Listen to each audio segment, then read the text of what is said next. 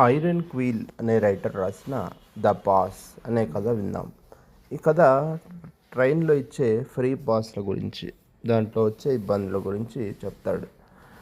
ఇందులో ఉండే కథానాయకుడు ఒక సాధారణమైన వ్యక్తి. అతను రైల్లో ప్రయాణించడానికి ఒక ఉచిత పాస్ సంపాదించాలని ఎంతో ఆశపడతాడు. ఆ రోజుల్లో రైల్వే కంపెనీలు ప్రముఖులకు లేదా తెలిసిన వారికి ఇలాంటి ఉచిత పాస్లు ఇస్తూ ఉండేవి.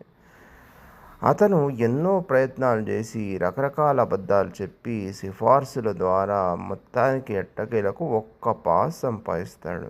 ఆ పాస్ చేతికి రాగానే అతను ప్రపంచాన్ని జయించినంత సంబరపడిపోతాడు. ఉచితంగా ప్రయాణించవచ్చు కదా అని అవసరం లేకపోయినా ఆ పాస్ని ఉపయోగించుకోవటం కోసం దూర ప్రయాణానికి సిద్ధమవుతాడు. రైలు ఎక్కిన తర్వాత టికెట్ కొన్న ప్రయాణికుల కంటే తాను గొప్పవాడినని, తనకేదో ప్రత్యేకమైన గౌరవం దక్కుతుందని అతను ఆశిస్తాడు. అయితే ప్రయాణం మొదలయ్యాక అసలు సమస్యలు మొదలవుతాయి.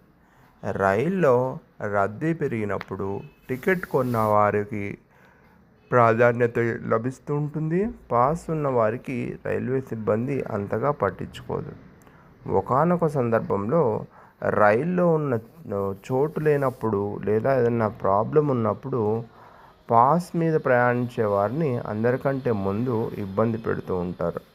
ఉచితంగా ప్రయాణిస్తున్నాడు కాబట్టి అతను కనీసం ఫిర్యాదు చేసే హక్కును కూడా కోల్పోతాడు. డబ్బులు పెట్టి టికెట్ కొన్న సామాన్యుడు హాయిగా నిద్రపోతుంటే, ఈ పాస్ ఉన్న వ్యక్తి మాత్రం ఎన్నో అవమానాలు భరిస్తూ ప్రయాణించాల్సి వస్తుంది.